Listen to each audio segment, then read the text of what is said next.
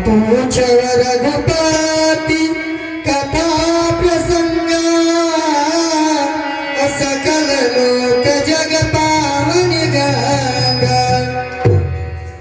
हे शैलपुत्री, आपने जो रघुनाथ जी के कथा का प्रसंग पूछा है वह इस संपूर्ण संसार के हित के लिए है और संपूर्ण संसार का कल्याण करने वाला है।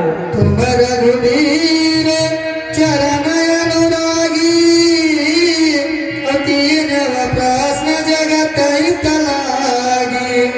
हे पार्वती, तुम श्री रघुनाथ जी के चरण में ध्यान रखने वाली हो, इसलिए तुमने संसार के कल्याण के लिए ही यह प्रश्न पूछा है। जिन हरि कथा सुनी नहीं काना श्रवण रंद्र मवन समाना। और हे पर्वतराज की पुत्री, जिन कानों ने भगवान के कथा का श्रवण नहीं किया वो कान के छिद्र सांप के बिल के समान है। हरि अवतार है तुझे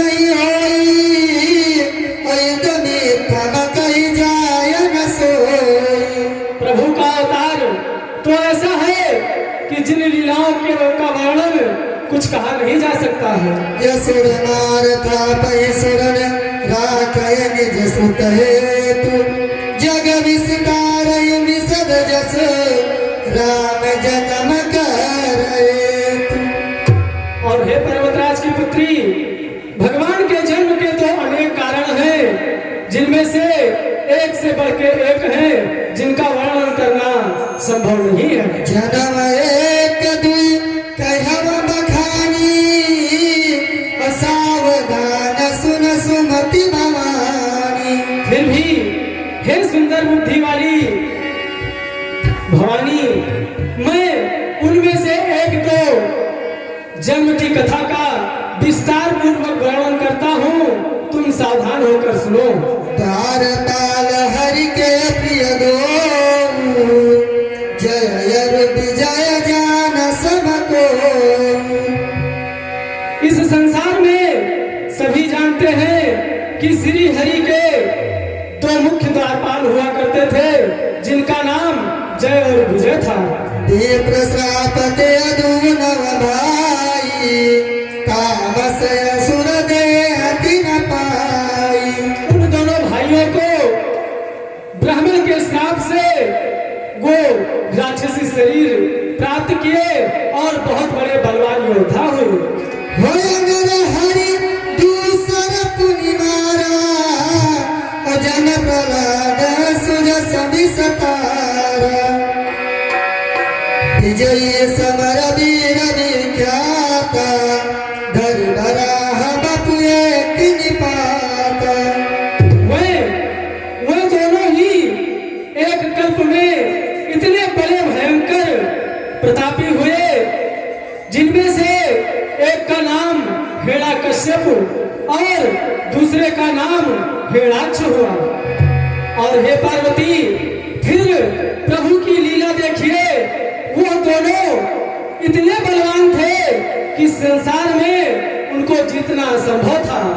फिर प्रभु ने एक को सूअर का अवतार धारण करके संहार किया और दूसरे का नरसिंह का रूप लेकर के उसका संहार किया और अपने भक्त प्रहलाद का यश फैलाया। दशरथ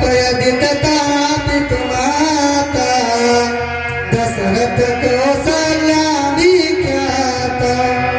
और एक कल्प में तो कश्यप और अदिति को हरि ने वरदान दिया था, जिसके कारण वो आगे चलकर दशरथ और कौशल्या के नाम से विख्यात हुए।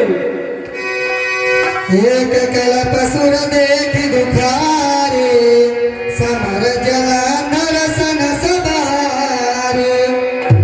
और हे पार्वती, एक कल्प में तो एक बहुत बड़ा प्रतापी राजा हुआ जिसका नाम जलंधर था, जिससे देवता भी डरते थे। वो के भी गर्भ को चूर्ण करने वाला हुआ। संबुतीन संग्राम अपारा, धनुज महाबल नरयन मारा। वो इतना बड़ा प्रतापी था कि एक बार उससे मेरा भी युद्ध हुआ और बहुत घोर युद्ध हुआ, फिर भी वो मेरे मारे से नहीं मरता था। छल करितार सुतास व्रत, प्रभु सुर कारज कीन, तब तेहि जानव मरम तब, श्राप को पकड़ दीन। क्योंकि वो इतना बड़ा प्रतापी था और इसलिए क्योंकि जो उसकी स्त्री थी वो बहुत बड़ी पतिव्रता थी, उसी के पतिव्रत धर्म के कारण उसका बल बहुत ही ज्यादा था। फिर श्री हरि ने उसके साथ कपट करके उसका सतीत्व भंग किया, तब जाकर के उसका संहार हो पाया।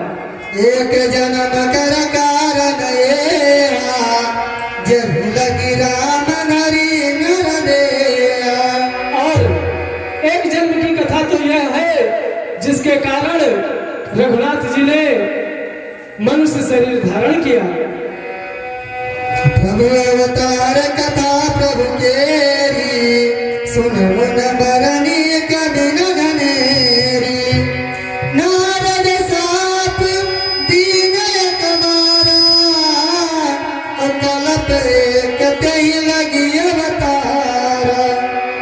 और हे पार्वती, एक कल्प में तो देवर्षि नारद ने भगवान को श्राप दे दिया था, जिसके कारण उनको इस पृथ्वी पर अवतार लेना पड़ा। गिरजा चकित भई सुन बानी, नारद विष्णु मगत पुन ज्ञानी।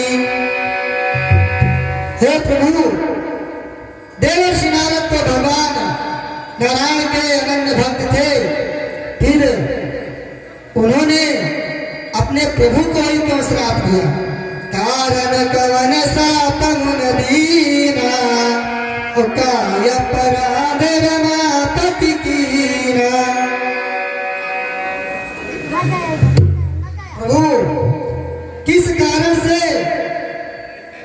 देवर्षि ने अपने ही भगवान को किस कारण से श्राप दिया था? प्रभु, इसकी मुझे कथा सुनाइए।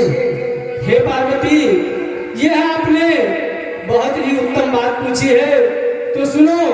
ज्ञानी मूल न कोई जगत में, होनी से सब होता है, बिनु हरि इच्छा के बिना जगत में पत्ता तक न हिलता है। हे पार्वती, इस संसार में ना तो कोई ज्ञानी है और ना ही कोई मूर्ख है, किंतु श्री रघुनाथ जी जिसको जब जैसा चाहते हैं वह उस क्षण वैसा ही हो जाता है। ठीक है, आप स्वयं रघुनाथ जी की लीला को अपनी आंखों से देखो। बोले